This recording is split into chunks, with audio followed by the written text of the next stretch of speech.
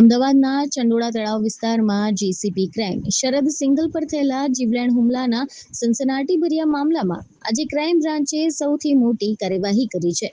ઉચ્ચ પોલીસ અધિકારી પર હુમલો કરનાર મુખ્ય આરોપી મોહમ્મદ કલીમ ઉર્ફે કલીમ ભૈયા પઠાણને સિવિલ હોસ્પિટલમાંથી રજા મળતાની સાથે જ ક્રાઇમ બ્રાન્ચની ટીમે સત્તાવાર રીતે દબોચી લીધો છે અને તેની ધરપકડ કરી લીધી છે. ઉલ્લેખનીય છે કે ચંડોળા તળાવ પાસે તપાસ દરમિયાન આ માથાભારે શખ્સે જેસીબી ક્રાઇમ શરદ સિંઘલ પર હુમલો કરવાનો પ્રયાસ કર્યો હતો. આ હુમલો દરમિયાન જેસીબી શરદ સિંઘલે ત્વરિત નિર્ણય લઈને આત્મરક્ષણ એટલે કે સેલ્ફ ડિફેન્સમાં પોતાની રિવોલ્વરમાંથી ફાયરિંગ કરવું પડ્યું હતું. આ ફાયરિંગ દરમિયાન આરોપી કલીમ ભૈયાના પગમાં ગોળી વાગી હતી. આને કારણે તેને તાત્કાલિક કડક પોલીસ બંદોબસ્ત વચ્ચે અમદાવાદની સિવિલ હોસ્પિટલમાં સારવાર માટે ખસેડાયો હતો. આજે સિવિલ હોસ્પિટલના તબીબો દ્વારા તેને ફિટ જાહેર કરી રજા આપતા જ બહાર વોચ ગોઠવીને ઉભેલી ક્રાઇમ બ્રાન્ચે તેને તાત્કાલિક પોતાની કસ્ટડીમાં લઈ લીધો છે.